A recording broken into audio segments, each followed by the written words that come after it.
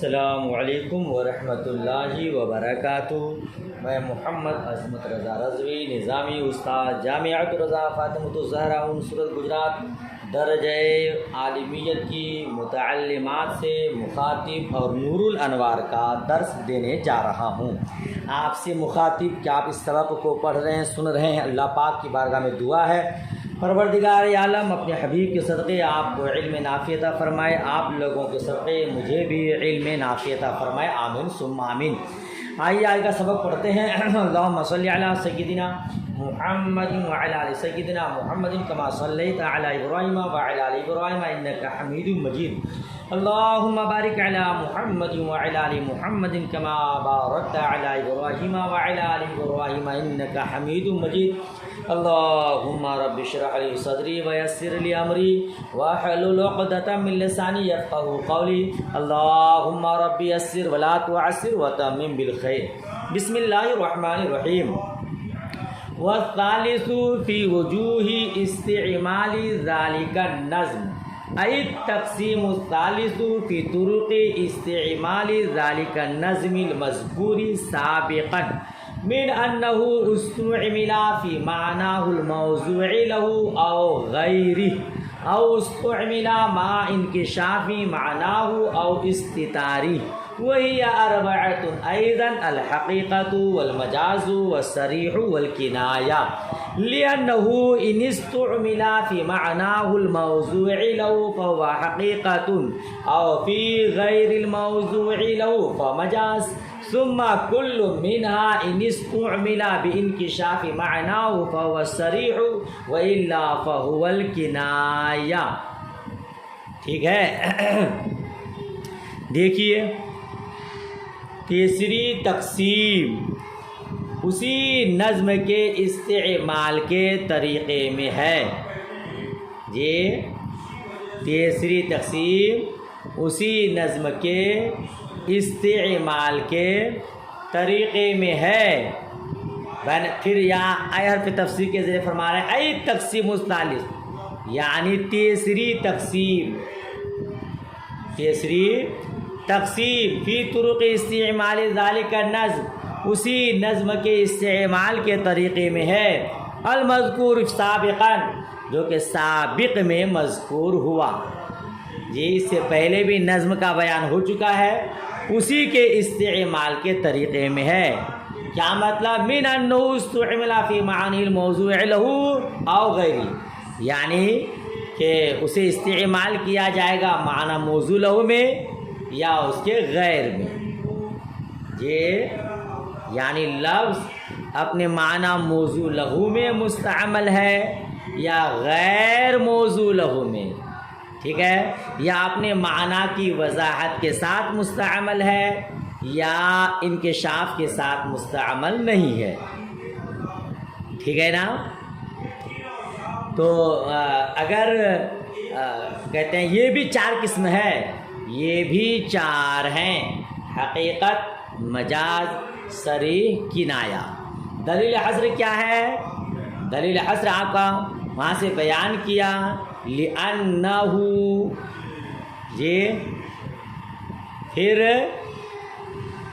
دلیل حصر یہاں سے دلیل حصر بیان ہے، اس لیے کہ لفظ اگر اپنے معنی موضوع له میں مستعمل ہے تو وہ حقیقت ہے، یا غیر موضوع له میں تو وہ مجاز ہے۔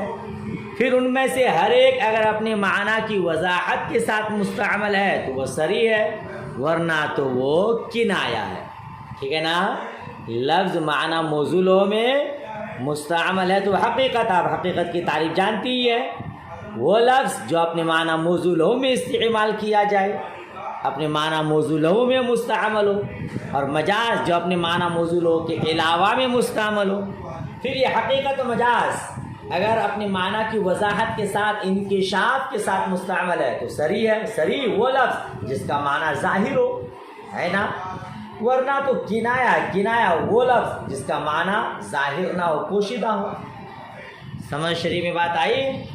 اچھا، کہتے ہیں فالصریح والکنایہ یجتمعان مع الحقیقت والمجاز، کہ صریح اور کنایا دونوں حقیقت اور مجاز کے ساتھ جمع ہوتے ہیں۔ وَلِذَا قَالَ فَخْرُ الْإِسْلَامِ وَالْقِسْمُ الثَّالِثُ فِي وُجُوهِ اسْتِعْمَالِ ذَلِكَ النَّظْمِ وَجَرَيَانِهِ فِي بَابِ الْبَيَانِ۔ اسی وجہ سے علامہ فخر الاسلام نے کہا ہے کہ تیسری تقسیم معنی کے بیان کے باب میں ہے، یا بیان کے کیا معنی بولیں گے؟ تیسری تقسیم بیان معنی کے باب میں، اسی نظم کے استعمال اور اس کے جاری ہونے کے اقسام میں ہے۔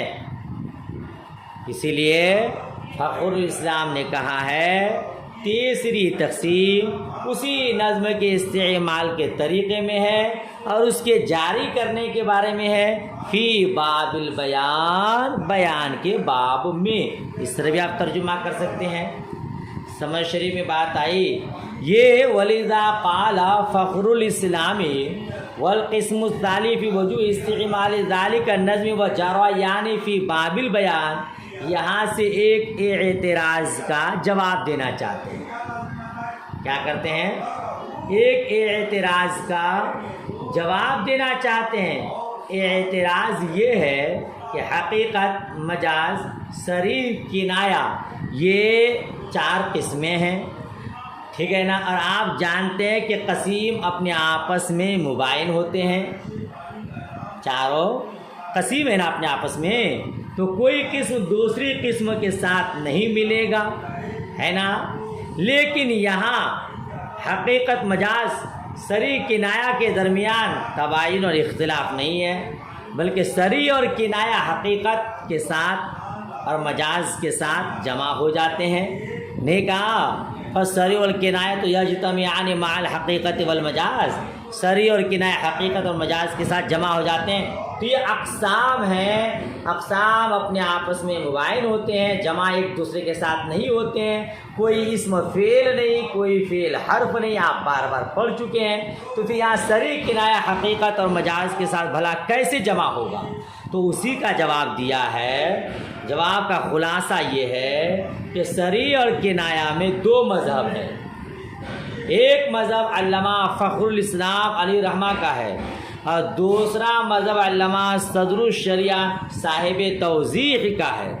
علامہ فخر الاسلام کا مذہب یہ ہے کہ ایک تقسیم نہیں ہے، صریح، کنایا، حقیقت، مجاز، یہ ایک تقسیم نہیں ہے بلکہ 2 تقسیمیں ہیں، ٹھیک ہے؟ حقیقت اور مجاز استعمال کے اعتبار سے لفظ کی 2 قسمیں ہیں۔ حقیقت اور مجاز لفظ کے استعمال کے اعتبار سے 2 قسمیں ہیں، اور صریح، کنایا جاری ہونے کے اعتبار سے لفظ کی 2 قسمیں ہیں۔ وَجَرَيَانِ فِي بَابِ الْبَيَانِ۔ کیا ہوا؟ علامہ فخر الاسلام کہتے ہیں یہ ایک تقسیم نہیں ہے بلکہ 2 تقسیم ہیں۔ حقیقت، مجاز لفظ کے استعمال کے اعتبار سے 2 قسمیں ہیں، صریح، کنایا یہ لفظ کے جاری ہونے کے اعتبار سے 2 قسمیں ہیں، ٹھیک ہے؟ 2 تقسیم ہو گئی، اور آپ جانتے ہیں کہ ایک تقسیم کے اقسام دوسری تقسیم کے اقسام کے ساتھ جمع ہو سکتے ہیں۔ جیسے اسم کی 2 قسمیں، معرب، مبنی، پھر اسم کی 2 قسمیں ہے معرفہ، نکرہ۔ تو ایسا ہو سکتا ہے کہ ایک اسم معرفہ ہو اور معرب ہو، زید، جاءنی زید، میں زید معرب بھی ہے اور معرفہ بھی ہے۔ سمجھ شریف میں بات آ رہی ہے؟ تو ایک تقسیم کے اقسام دوسری تقسیم کے اقسام کے ساتھ جمع ہو سکتے ہیں، لہذا صریح، کنایا حقیقت اور مجاز کے ساتھ جمع ہو سکتے ہیں، اس میں کوئی حرج نہیں۔ سمجھ شریف میں بات آئی؟ یہ کس نے کہا؟ علامہ فخر الاسلام علیہ رحمہ نے کہا، اور آگے کی عبارت آ رہی ہے، پہلے مفہوم سمجھ جائیے۔ علامہ صدر الشریعہ جو صاحب توضیح ہے، توضیح کے مالک ہیں، آپ کا مذہب یہ ہے کہ صریح اور کنایا حقیقت اور مجاز کی قسم نہیں ہے بلکہ حقیقت و مجاز کی قسمیں ہیں۔ صریح، کنایا حقیقت اور مجاز کی قسمیں ہیں، یعنی پہلے لفظ کی 2 قسمیں، حقیقت، مجاز، پھر ان میں سے ہر ایک کی 2 قسمیں، صریح، کنایا، ٹھیک ہے؟ اور جب حقیقت اور مجاز کی یہ دو قسمیں ہیں، صریح کنایا، تو حقیقت مجاز ہو گئے مقسم، اور صریح کنایا ہو گئے اقسام۔ اور مقسم اپنے اقسام کے ساتھ جمع ہو سکتا ہے، جیسے کلمہ کی 3 قسم ہے، اسم، فعل، حرف، تو جو بھی اسم ہوگا وہ کلمہ ہوگا، جو بھی فعل ہوگا وہ کلمہ ہوگا، جو بھی حرف ہوگا وہ کلمہ ہوگا، کیونکہ کلمہ مقسم ہے، اسم، فعل، حرف اقسام ہے، تو مقسم اقسام میں جمع ہوتے ہیں۔ سمجھ شریف میں بات آئی؟ وہی کہہ رہا وَلِذَا قَالَ فخر الاسلام، اسی لیے تو فخر الاسلام نے کہا ہے کہ تیسری قسم اسی نظم کے استعمال کے اقسام میں ہے، طریقے میں ہے، اور باب بیان میں اسی کے جاری کرنے کے بارے میں ہے۔ فَجَعَلَ الْحَقِيقَةَ وَالْمَجَازَ رَاجِعًا إِلَى الْاِسْتِعْمَالِ، تو حقیقت اور مجاز کو استعمال کی طرف راجع قرار دیا، اور صریح کنایا کو جریان کی طرف راجع قرار دیا۔ یعنی حقیقت مجاز استعمال کی قسم ہے، صریح کنایا لفظ کے جاری ہونے کے اعتبار سے اس کی قسم ہے۔ وجعل صاحب التوضیح کل من الصریح والکنایا قسم من الحقیقت والمجاز، اور صاحب توضیح نے صریح کنایا میں سے ہر ایک کو حقیقت اور مجاز کی قسم ٹھہرایا، جس کو میں نے پہلے ہی سمجھا دیا۔ تو صاحب توضیح نے صریح کنایا کو حقیقت اور مجاز کی قسم ٹھہرایا، یعنی صریح کنایا یہ قسیم نہیں ہے بلکہ حقیقت اور مجاز کی اقسام ہے، حقیقت مجاز مقسم ہے، صریح کنایا اقسام ہے، اور مقسم اپنے اقسام کے ساتھ جمع ہو سکتے ہیں، اسی لیے یہاں صریح کنایا حقیقت اور مجاز کے ساتھ جمع ہو جاتے ہیں۔ ٹھیک ہے، چلیے تیسری تقسیم ہو گئی، چوتھی تقسیم کل پڑھاؤں گا انشاءاللہ تبارک اللہ، اتنے کو اچھے سے یاد کر لیجیے گا۔ دعائے خیر میں یاد۔ اللہ حافظ، خدا حافظ۔